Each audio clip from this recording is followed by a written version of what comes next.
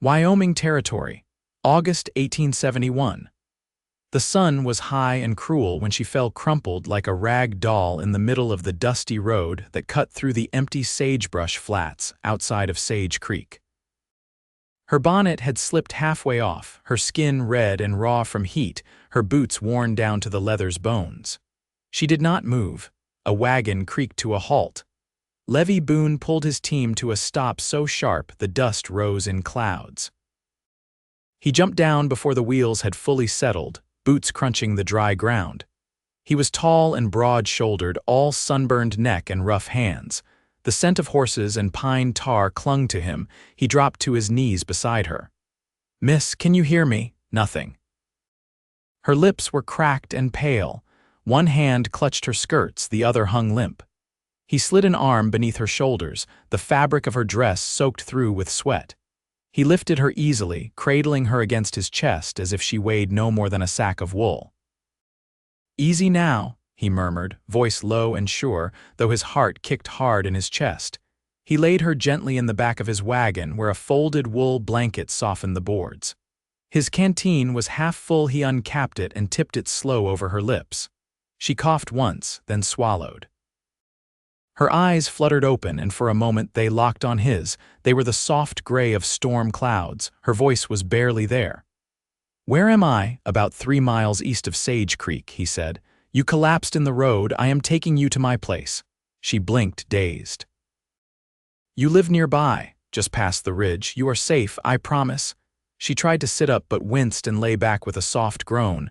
"I need to get to you. Need water. Rest." He tucked the blanket up around her shoulders. "Name?" She hesitated. "Nora, Neale." Levi gave a small nod. "Levi Boone." "All right, Nora Neale. Let us get you out of this sun." He climbed back up, clicked to the horses, and the wagon rolled forward again through the late summer dust. Levi's cabin sat tucked in a crooked grove of cottonwoods, a single-story structure of hand-hewn logs and a sagging porch. Chickens clucked in the shade, and a line of laundry flapped listlessly in the breeze. He carried her inside, careful not to jostle her too much. The cabin smelled of cedar and old coffee. Sunlight filtered through linen curtains. He laid her on his own bed, the only real one in the house. She was light as kindling in his arms. "You live alone?" she asked, her voice rasping. He poured water into a tin cup and handed it to her. "Yes, ma'am." She drank slow, then met his eyes. "I am not sick, just tired." He raised an eyebrow. "Tired enough to pass out in the middle of the road." She did not answer. He pulled a chair beside the bed and sat. "No one with you?" She looked away. "No." Levi studied her face.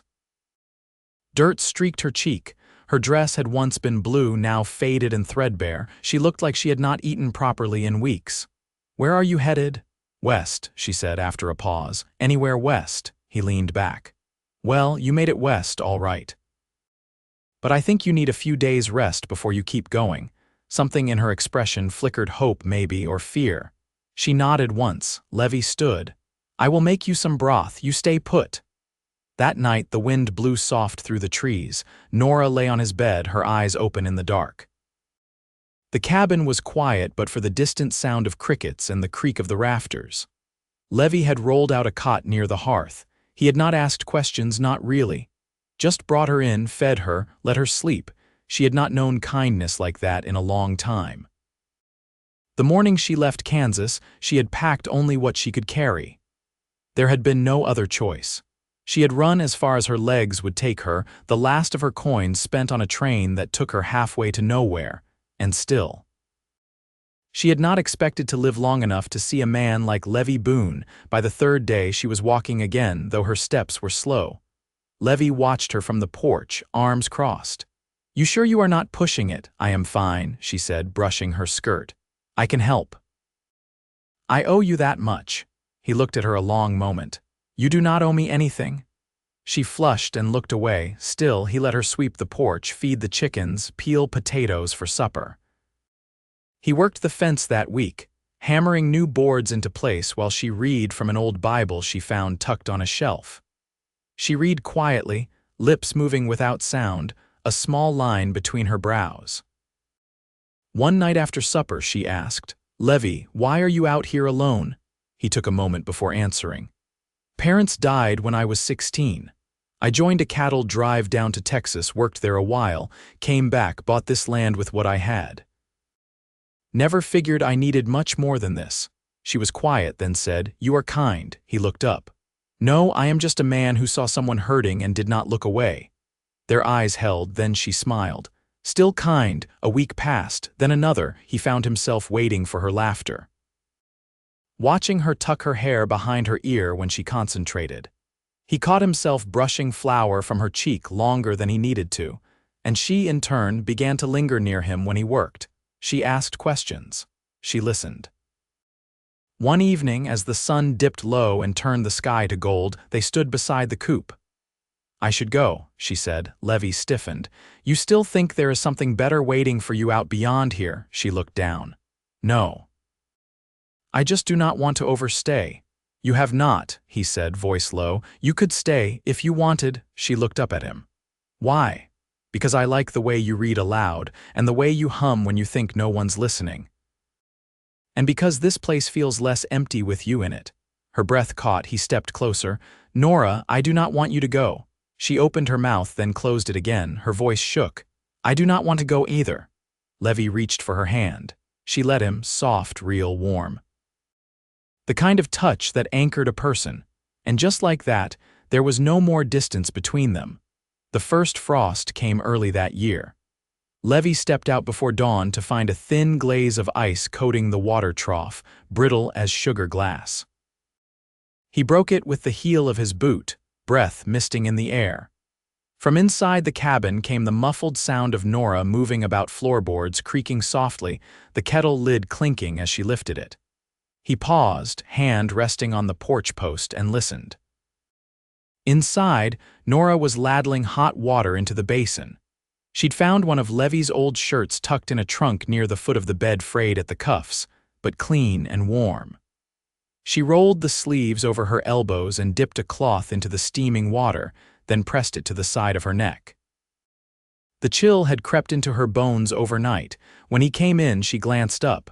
"Your horse kicked the trough again, not this time, just froze." He shut the door behind him, rubbing his hands together. "We'll need to cut more wood if it keeps up like this." She nodded, then wrung out the cloth and laid it over the edge of the basin. "I can help. You ever swung an axe? I've carried one." Her eyes held his. "I learn quick." He gave a short nod. "All right." After breakfast, she poured him coffee, strong and plain. At the table they ate in silence, the comfortable kind, the kind that came from knowing the rhythm of another person's day. She broke her biscuit in half and offered him the larger piece without comment. He took it, and their fingers brushed just briefly bare skin to bare skin, warm from the hearth. Later, out by the woodpile, Levi showed her the swing. Not from the shoulders. Let the weight do most of the work. She gripped the handle, set her stance like he told her, and struck. The log split unevenly, one half tumbling sideways. He gave a low whistle. "You weren't lying. Didn't plan on it." They worked side by side for most of the morning. The sun never quite broke through, but the movement kept their blood warm. When Nora reached to brush a strand of hair from her face, she left a streak of bark dust across her cheek. Levi didn't mention it. He liked the way she looked, just like that, unbothered, strong in a quiet way that didn't ask for notice. When they stopped for a drink, she leaned against the fence rail and said, "There's something I didn't tell you." He waited. "I was married." She didn't look at him when she said it. "Not anymore." He nodded once. "Did he hurt you?" She looked down at her hands. "Not with fists." "I understand." She glanced up. "Do you?" "I've seen the kind of man who breaks things just by standing still, doesn't need to raise a hand." She let out a breath she'd been holding. "I didn't think I'd talk about it again." "You don't have to. I wanted to," she said. "With you, I wanted to." They stood like that a long minute. The wind shifted, carrying the scent of pine, pitch, and cold earth. A raven called from somewhere up the ridge. That night, Levi brought in a haunch of venison from the smokehouse. Nora seasoned the meat with what he had left in the spice tin, dried mustard, summer savory. She moved around the hearth like she'd been doing it for years. He watched her from the table, elbows resting on his knees, fingers laced. When she sat down across from him, he said, "You've got away with what little's here." She smiled faintly. "I grew up with less." He tilted his head. "Where was that outside of Topeka?" "My father ran a cobbler's shop. I learned early how to mend things." "Did you like it, the mending?" She thought for a moment. "It felt like making something whole again. I liked that." He didn't speak, just watched her in the firelight. Her features softened in the glow, no longer drawn tight by hunger or fear, just quietly alive. After the dishes were done and the fire banked low, he stood behind her as she folded a quilt over the cot. She turned to face him, her hands still full of fabric. "I don't want to sleep apart anymore," she said. He didn't move. "You sure?" She stepped closer. "I've had enough of cold places." He reached out slowly and touched her face, the backs of his fingers grazing her jaw. "Then stay warm with me," she nodded. Wordless, steady. They lay down together in his bed, the quilt drawn up to their chins. His arm wrapped around her, his hand resting at the curve of her waist. There was no rush. Just the deep, quiet knowing of two people who'd walked through enough sorrow to recognize peace when it finally came. Outside, the wind stirred the branches. Inside, they breathed slow and easy, like they had all the time in the world. By October, the air carried the smell of wood smoke and damp leaves. The aspens up along the ridge had turned, gold and trembling, and the mornings came edged in frost that clung to the split rail fence like spun glass. Levi had taken to rising earlier, chopping kindling while the sky was still a pale bruise over the hills. Nora had begun stitching curtains for the front window. Piecing them from scraps of muslin and a bit of faded calico she found folded beneath an old saddle blanket. Her hands moved with practiced calm, the needle flashing in rhythm with the firelight. Levi came in one evening with a fresh rabbit slung over his shoulder and a faint streak of mud along his jaw. "You always this quiet when something's on your mind?" Nora asked, not looking up from her stitching. He set the rabbit on the table and washed his hands in the basin. "Sheriff came out from Sage Creek, said there's been trouble east of here, couple wagons robbed near the canyon pass." She tied off her thread, then turned. "You think they'll come this far?" He shook his head. "Doubt it, but I'd rather be ready." She stood, wiping her hands on her apron. "What do you need?" "Help loading the cellar."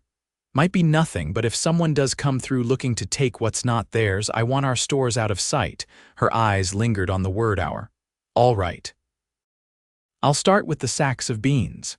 They worked by lantern light, hauling jars and crates down the narrow steps out back. The cellar smelled of cool earth and cedar. Nora moved with sure-footed steadiness, her breath visible in the chill. Levi passed her a sack across the threshold. "Don't suppose you miss Kansas?" he asked. She tucked the sack into place beside the shelves. "Not even once." He adjusted the lantern on the hook. "You had family there, my brother. He left for St. Louis before the war ended. We haven't spoken since." "Did he know about your husband?" "No. And I don't think he'd have done anything if he had." Levi didn't answer right away. His fingers curled around the lantern's handle. "Some folks only stick around when it's easy." She looked up at him, her face shadowed but steady. "You don't seem like that kind." He held her gaze. "I'm not." They climbed back up into the cold, moon touched dark. The wind had picked up, rattling the bare branches overhead. Levi latched the cellar door, then stood for a moment, eyes scanning the tree line. "Do you miss anything?" she asked, voice softer now. "From before you came here." He didn't speak for a while. Then, "Once thought I'd be a carpenter. My father taught me how to square a frame, cut dovetails by hand. But when he died, the tools went to debt and I went to cattle." She stepped closer, her breath catching smoke from the lantern. "You still build things. This place, your fences, even the roof over my head." His voice caught just slightly. "That roof means more since you came under it." Nora touched his arm, fingers light against the worn wool of his coat.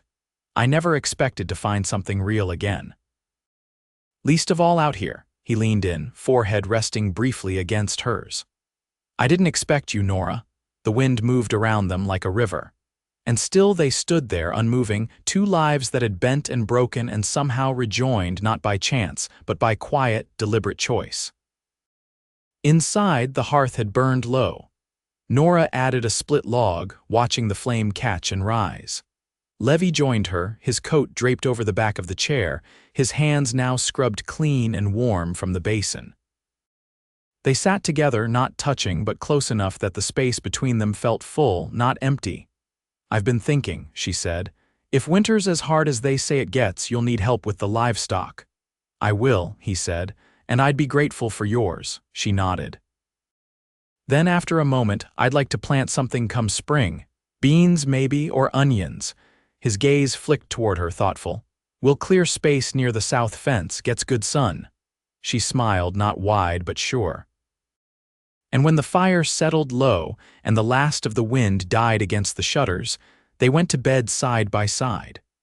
No words left to say, none needed.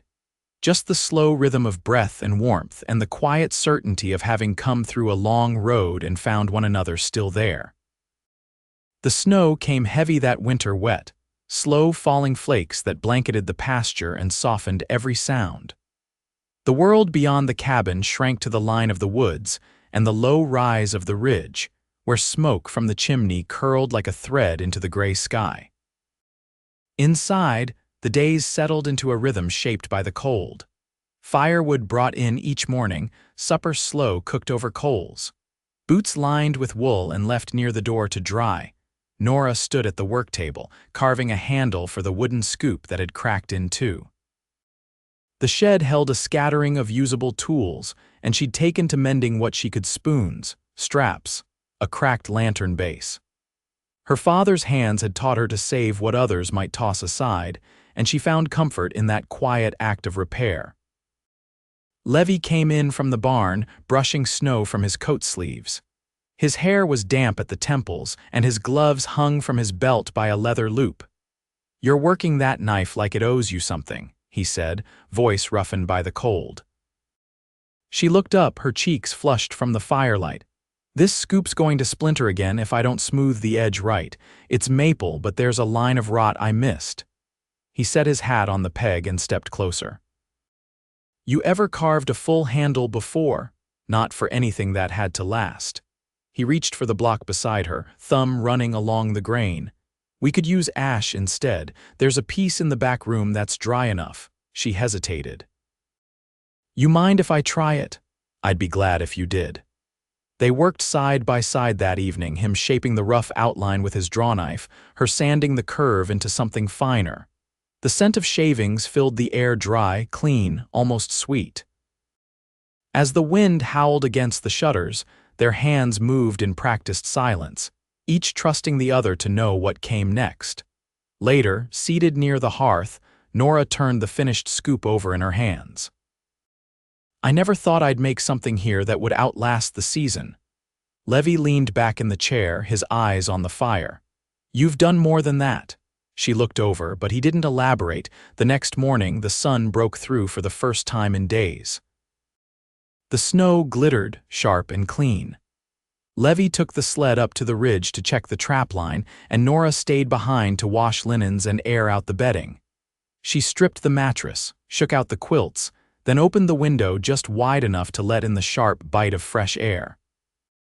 She found a letter tucked behind a loose board in the back corner of the shelf, creased and yellowed, the ink faded to gray. It was addressed to Levi in a hand she didn't recognize. When he returned, wind-chapped and quiet, she held it out to him without a word. His jaw tightened, but he took it.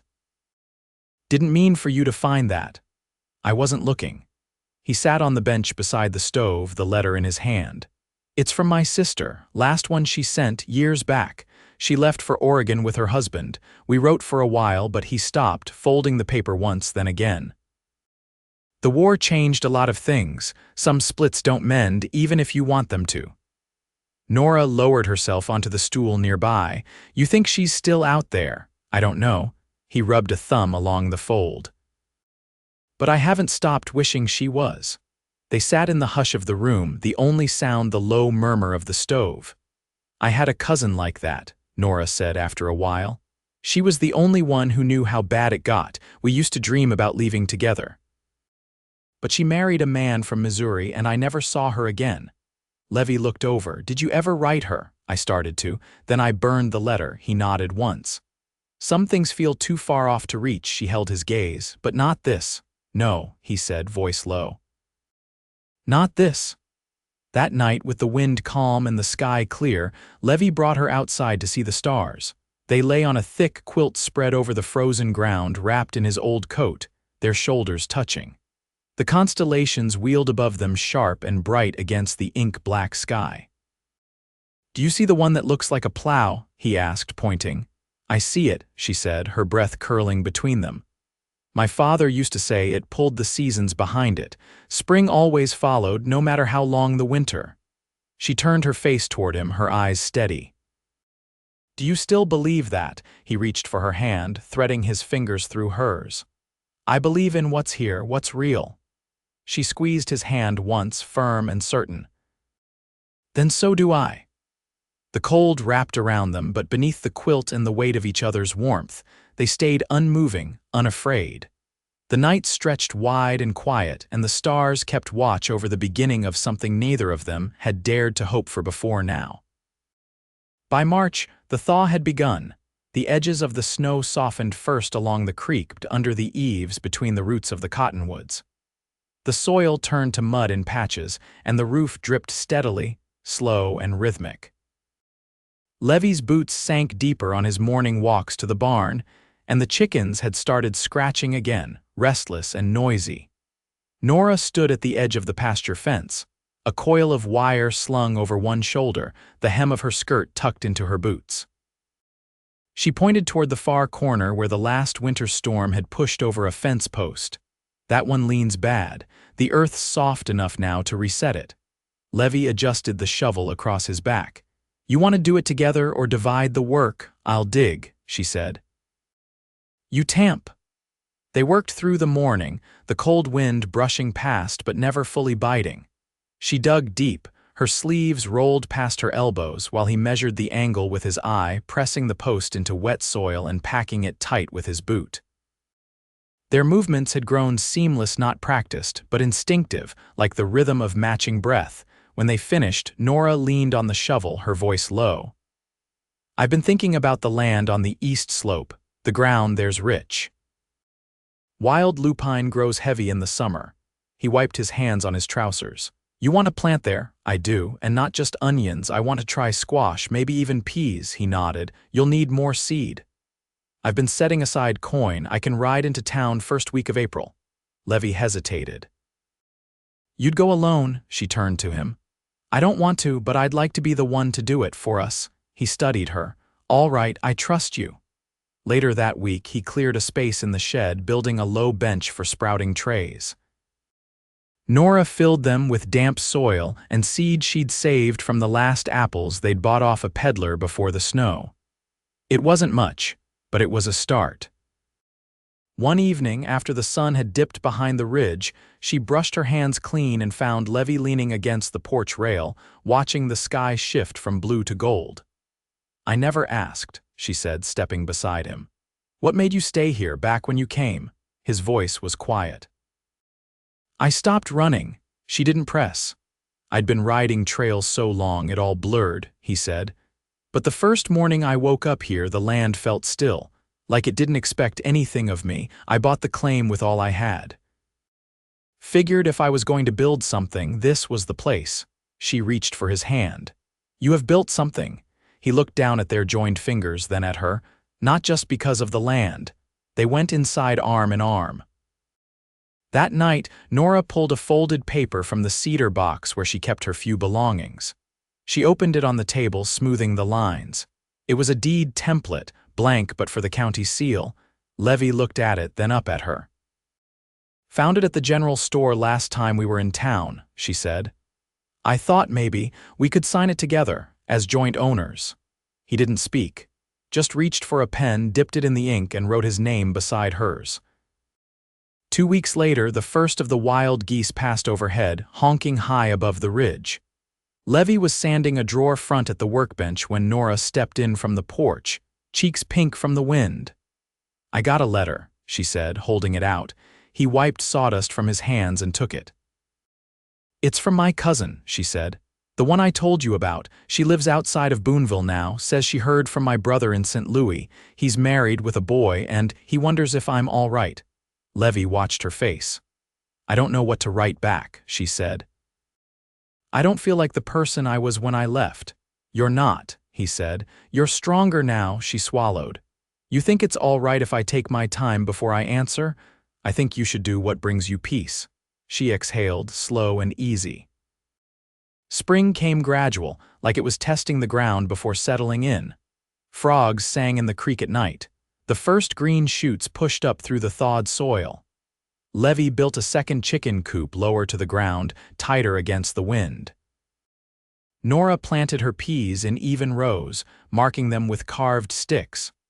On the first warm evening of April, they sat on the porch after supper, a blanket draped over their legs. The lantern between them cast a soft glow, and the scent of turned earth drifted on the breeze. "I never thought of myself as somebody's wife," Nora said, her voice low. Levi looked at her. "You want to be," she hesitated, "not just somebody's, yours." He didn't answer with words, just stood, stepped in front of her, and pulled a ring from his shirt pocket. It was plain silver, shaped by hand. He slid it onto her finger, then kissed her knuckles, slow and reverent. "You are everything I never knew to ask for," he said. They married 3 days later, just after sunrise. No church, no preacher, only the two of them, standing in the clearing behind the cabin, with the cottonwoods just starting to bud and the air smelling faintly of thawed grass. Levi spoke first, his voice low but steady. "Whatever comes, I'll meet it with you. And I'll build this life one day at a time beside you." Nora's voice trembled once, then held. "You gave me peace when I had none.